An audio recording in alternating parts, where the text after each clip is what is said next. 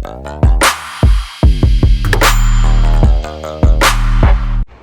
guys, blessed morning po sa inyo lahat. Andito ulit tayo sa property and ito po yung mga bawang na pananim natin. And tulad ng nabanggit ko, meron na po tayong confirmed na buyer ng mga bawang natin. And ito po, binilang ko today, nasa 900 mahigit na lang po ang tumuloy. Pero again, meron mga malalaki, meron mga payat, halos makalampas ng kalahati doon. Payat na yung mga puno dahil nga pagdating ng hapon, hindi masyado naaarawan yun doon sa may dulo. So, now waiting na lang po tayo. Antay lang natin matumba itong mga puno ng bawang bago natin bunutin. Dahil yun din po yung request ng buyer natin. Antayin natin matuyo mismo yung mga puno niya bago natin bunutin.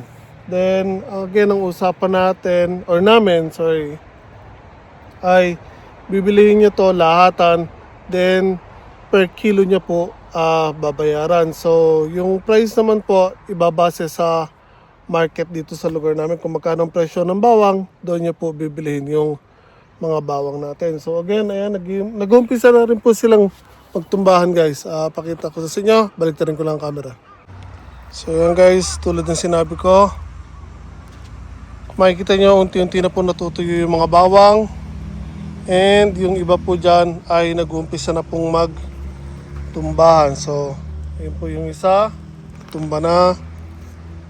Then, may pangilan-ngilan dito, meron isa din dito. Ayan po, natumba na rin. Ayun pa yung isa. Meron din pong isa dito na nakatumba. Ayan. Ayun pa po ang isa. So, again guys, hanggang doon po yung sa dulo. So, tulad na nabanggit ko, binilang ko po sila now, nasa 900 mahigit po. Pero dahil meron tayong mga payat doon sa dulo, hindi ko na sinali sa bilang yon. So, malalaman pag hinarvest natin kung may losses pa tayo doon or not. Kasi meron akong ibang nakita na mga malilit pero malalaki ang laman.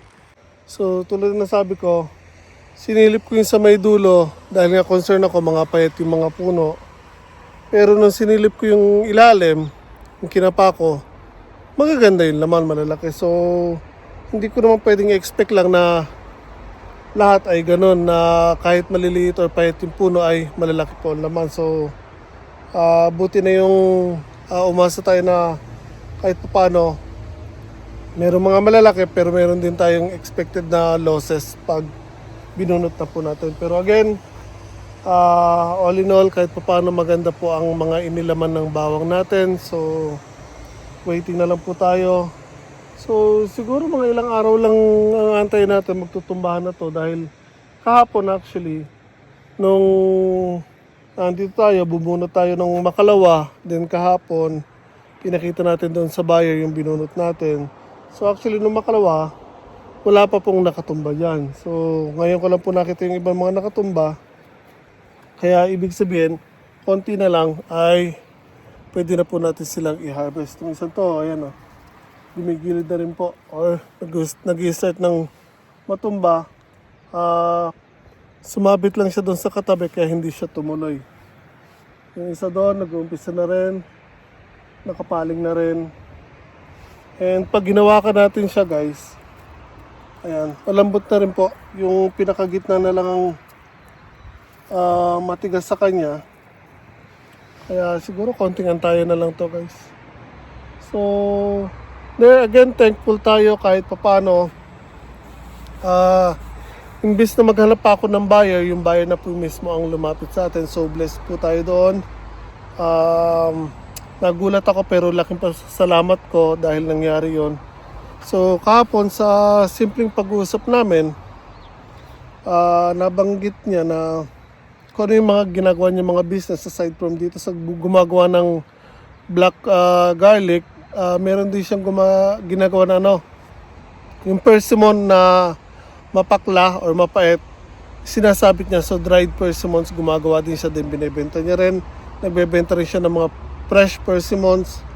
And dahil ginagawa niya yon yung sa bawang, so sinabi ko rin kahapon na if ever man maging maganda yung resulta ng usapan, tapos next year, if ever na kakailanganin niya pa rin ang bawang, mas dadamihan ko ang tanim ng bawang. Instead na ganito lang, isang kama lang, siguro magagawa tayo ng mas marami na kama ng bawang. Then, sibuyas, gagawa pa rin tayo for next year. Dahil again, ang gaganda ng mga sibuyas natin.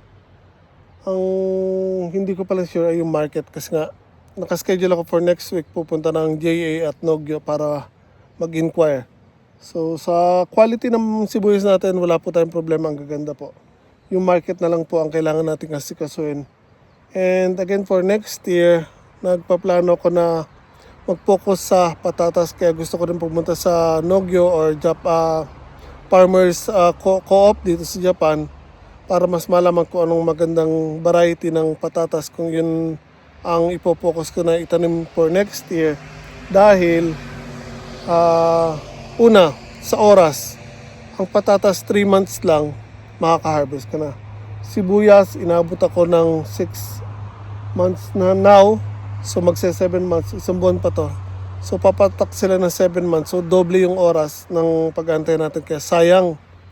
So kung sa patatas, makaka-harvest tayo, makakapagtanim pa tayo ng ibang klase ng gulay. So again, yan. Unti-unti pinag-aaralan natin para kahit paano maging maayos ang mga ginagawa natin dito sa farm at hindi po masayang ang oras natin. So again, sa papasok na konting pera dito sa atin, gagamitin natin sa pag-ayos ng katabi natin na garden and unti-unti, so on so forth. Ikutin lang po natin ang pera natin. So, again, I'll keep you updated guys. Ingat po tayo lahat palagi.